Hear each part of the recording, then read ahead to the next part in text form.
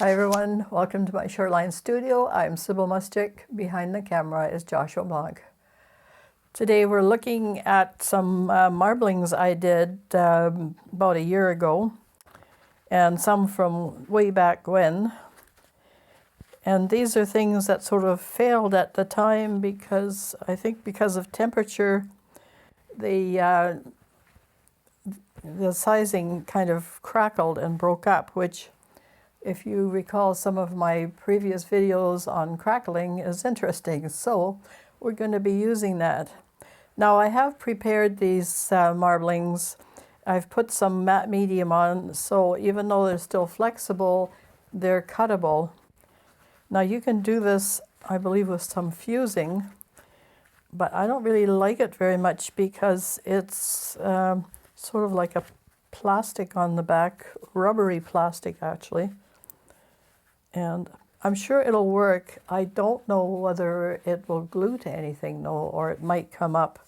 And some of it is quite bumpy, so I'm not sure I'd recommend that. And, you know, matte medium is easy to find and use. And if you don't do it yourself, there's lots of places that you can buy marbled papers at and use it for that. I'm only doing this because I'm sort of tired of the same look of things at Christmas time, and I just want to sort of push it up a notch and do something slightly different. So I have here a few of them, and they all have been treated, and some sort of look very tree-like. I'll just go through them really quick.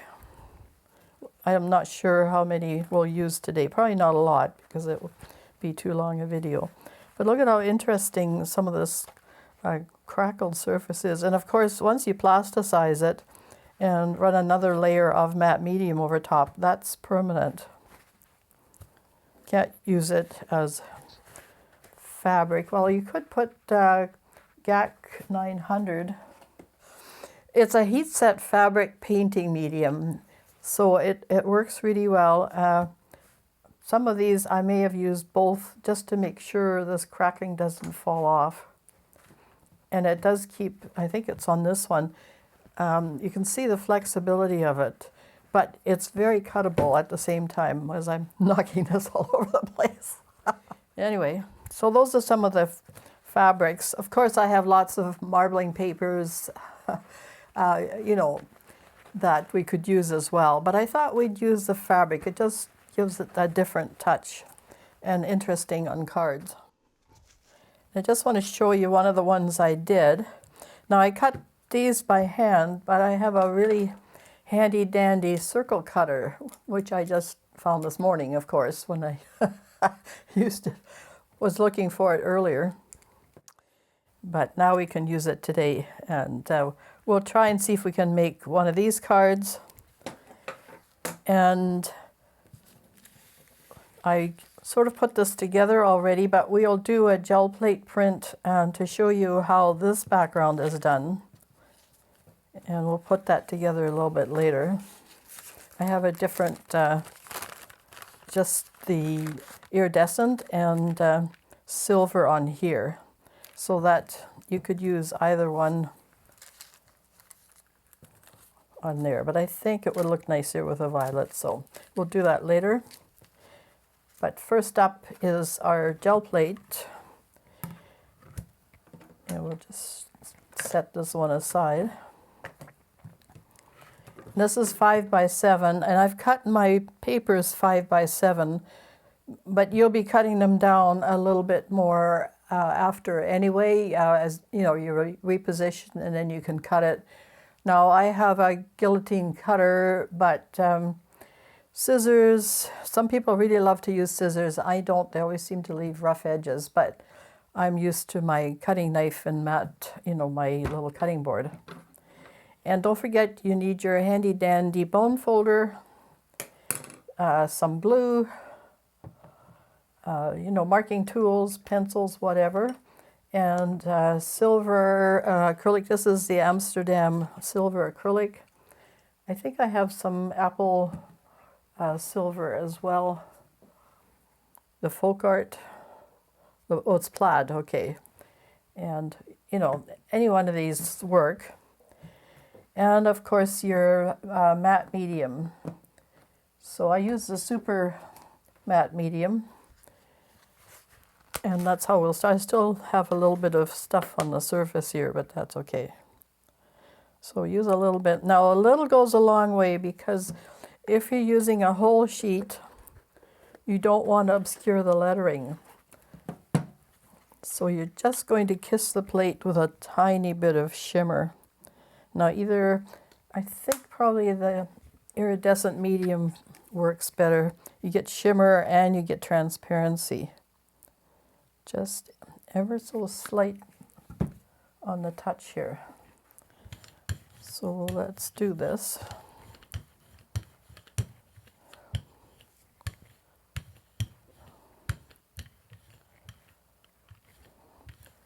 And I'd roll it off a couple of times just to make sure there's just a tiny hint of the medium and iridescent stuff on there. Now I'm using deli paper, just making sure there's only one sheet here. I think it's fine. And this will do. You can use another sheet to, this is just bond paper, or copy paper, whatever you want to call it. And it does tend to wrinkle, which is annoying, but it is what it is. Okay, so we've pulled it off. And can you see the shimmer on there? It's just ever so slight. And I have a tiny bit of the violet that was still hanging in there, but that's fine. Now if we put that, now be really careful, because this is really wet and you want to keep your cards pristine, which is why I have wax paper here on my light table. Now you should be able to see the lettering through it, see? So you could put this on as well. And that's the whole point, you want to see the lettering. Okay, so we'll set that aside because it's got to dry. We might use that on one of these. So pristine surface, you know, be really careful, keep your hands clean. And I have ahead of time put all my sizes down. Now I use an 8.5 by 11. You can use tag, which is a little bit heavier, but cardstock is just fine. And then you can cut it to size. So you fold it in half, and I can show you. Now I've folded it already, but I'll show you anyway. So what I do on the printer is I put it as a horizontal format. I do my back, which is, you know, my facts on the back here. And then you can also print, you know, your greeting or whatever you want on here. Make sure you've ruled off this 5.5, which is half of 11, right? So, and then you, what I do is I fold it this way with all the type on here first. Make sure I line it up. Then I use my bone folder, turn it the other way, and then we're ready to go. Now you're going to be printing this side, so always remember your back is facing towards you. And so if you're doing anything on here, so let's just try that. Now the problem with using a wet surface on cardstock is that it's going to warp. So give yourself plenty of time to put it under weight, and so that, you know, it folds nice and flat when you're ready to mail it out or give it away or sell it, whatever. So we're going to use some silver and matte medium.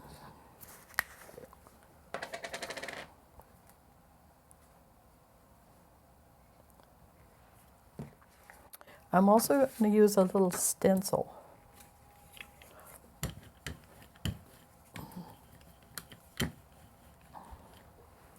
I'll just keep that medium out of harm's way.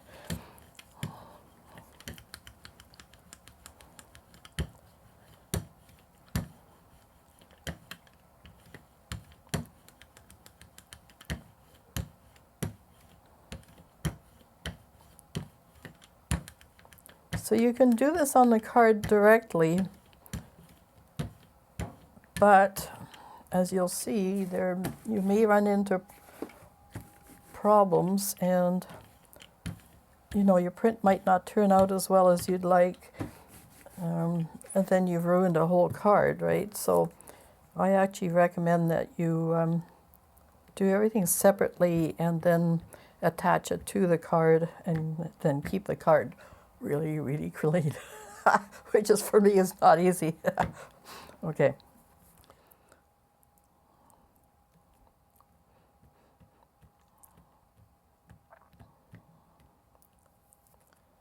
So we have a little bit of background. Now, check my hands, make sure they're clean. Make sure you're doing the right thing here. Just check again. This is going to be the front of the card, right? Double checks are really, really good. May line it up because your paper is a little bit bigger than the 5x7 plate. You want to be able to trim it here, so line it up with the edge of this side. And then get your piece of paper again, make sure it's clean.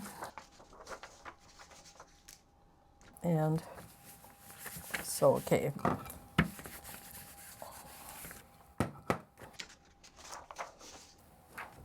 Now,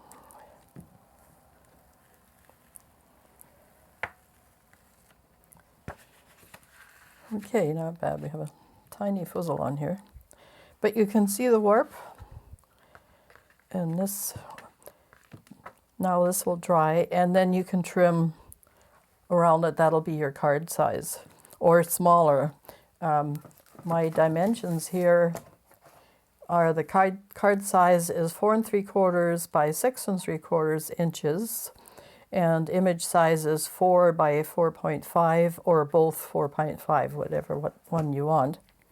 The envelope size is 5.5 by 7.5. Anything bigger than that, and the post office is going to charge you, well, they're already charging an arm and a leg, but they'll charge you even more. So that's not bad. And then, you could put this image on the front here and write your greeting out in silver or something like that. So that's all doable. So it's not too bad for warp, actually. We lucked out. And there's a few little, if there's some little thingies that you don't want to get rid of, you can take a little X-Acto blade and it'll scrape right off. Maybe I'll find another purple thingy to and cut a tree or something for that one. We'll put that one aside for now. Okay, back to this one. This is Elmer's tacky glue, and it says used with glitter, beads, fabric, paper, and more. So obviously this is going to be the more because we actually have fabric. So, and so then now we play around. We get to play. Okay, so you can line up where you want. I like to leave a little edge, so that's just prettier. And then you can, here's how to tell about spacing. Now put it really close and you can see that it's crowded. Now if you position it a little further down, position it a little too much, then you'll see, there's this great giant gap. So now you go in between until you get a feeling that it's just right. And I think that's pretty good. So. And you can mark it with a tiny tick or something, and then line it up square. So now we put a little bit of glue on it. Now remember, less is more in this case. And just a tiny, tiny bit.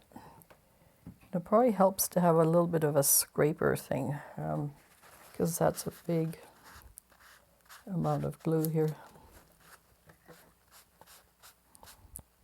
And you just want to position this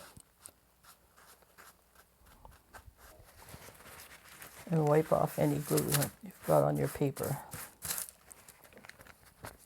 Okay, so you've got a line. You should be able to eyeball it, whether it's straight or not.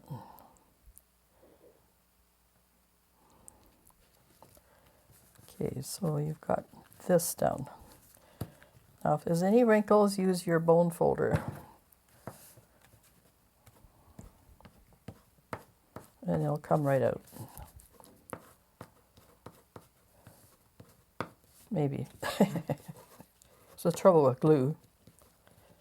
But it's all interesting, right? This is handmade. But it does pretty good. There we go.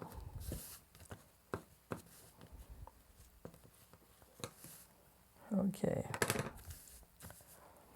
And then just do the same for the sides. Just a tiny bit of glue goes a long way. You might want to use just dots along the side here. Just tiny, tiny.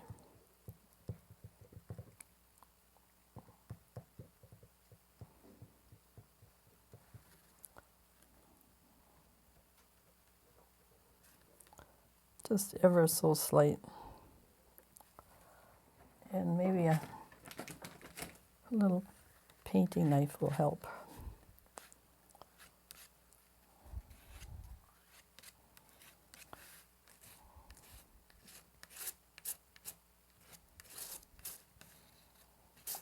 Try and keep everything as dry as possible.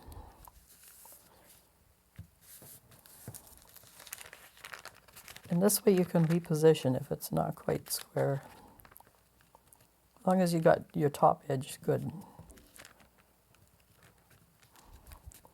The paper might warp a little bit just from the liquid, but it's pretty good.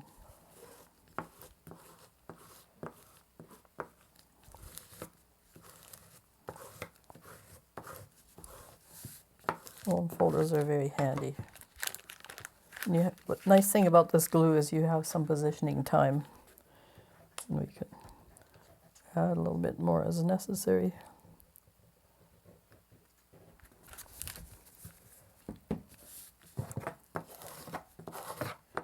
So if you have just a spot where the glue didn't take, you can put a little bit of glue on a little thin piece of paper and slide it under and just use your bone folder.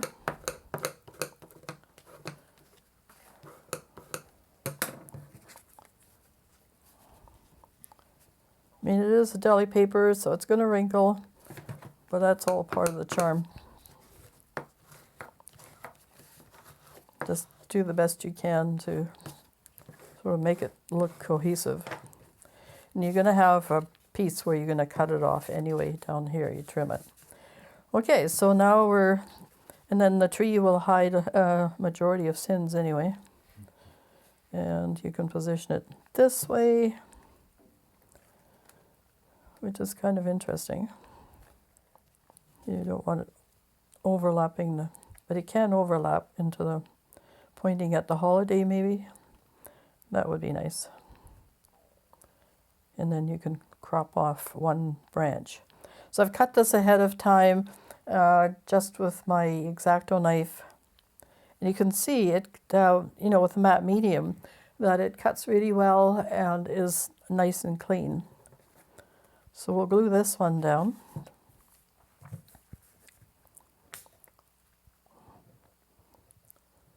And this one you're going to need a fair amount of glue, but don't let it, squeeze out underneath, so not as much as all that. And you can use another piece of paper maybe to just scrape it along. I've got my wax paper under here, which we can change.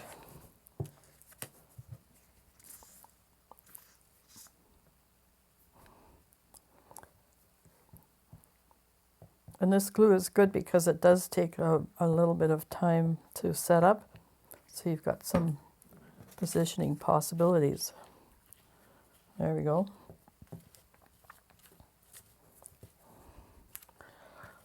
You're trying to avoid the air bubbles by getting as much of this on there as possible.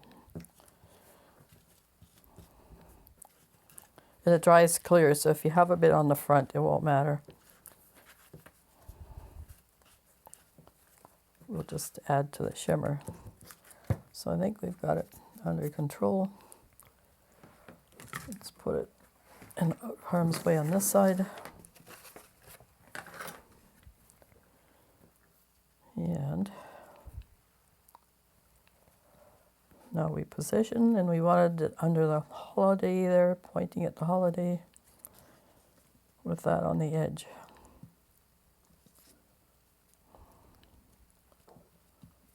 Okay. Again, just use a piece of paper, and you can use your bone folder to really get it down. Bone folders are about $25 in most art supply stores, or more, I guess, up to $35 or so. But there are one of those tools that's well worth the cost. Okay, so glued down nicely. Now we just have this one to do. And I was thinking, just to show, you know, whoever's getting the card that this is actually fabric, that we'll mail it, you know, glue it down on here. And again, look at spacing, right? In this case, I think you should have it closer to the top. And I've left it sort of not square exactly, because that would be boring. Okay, so we have, well, maybe we'll mark it. Again, just a little tiny tick on the side as to where you're going to put it.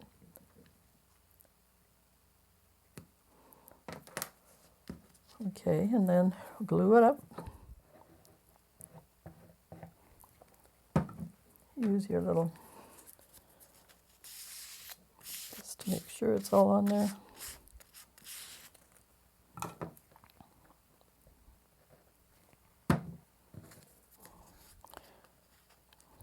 Like, it's a really good idea to have, say, a gluing station and a, you know, clean station.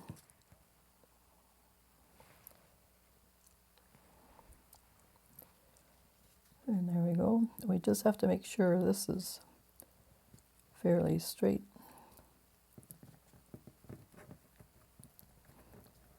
And just, because it is fabric, you can stretch it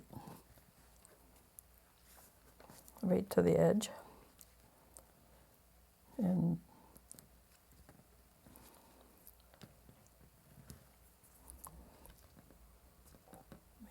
you can square it up on the base at least. You can use a ruler if you like. Just set it right against the edge. And then if you're out a little bit, you can adjust it. There you go. There's a little bit more of a stretch there, and then you have that. Now we can take our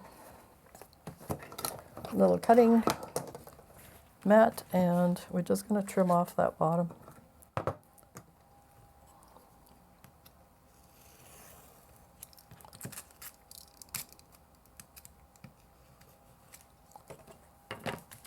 So it's a bit of a process, but then you end up with a really nice card. Make sure you don't put it on that end.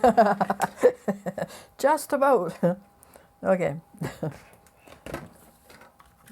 Yeah, it's all clean here, so that will probably, over time, the glue takes a while to set up, so it will probably flatten right out once you let it dry. Put some books on it. Do your little write-up, and there you have that. Well, here's our first card, and the one we did before, we'll show them at the end.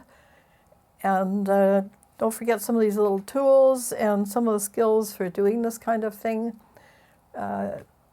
I'm not crazy about making cards. They're fiddly, and I can paint a painting probably in the same time. But, you know, for a special occasion and a really special someone, it's really nice to do something handmade and something that they will appreciate for years to come. And, you know, in this case, you could probably take this piece off and even frame it, so, because it is, you know, a handmade art piece.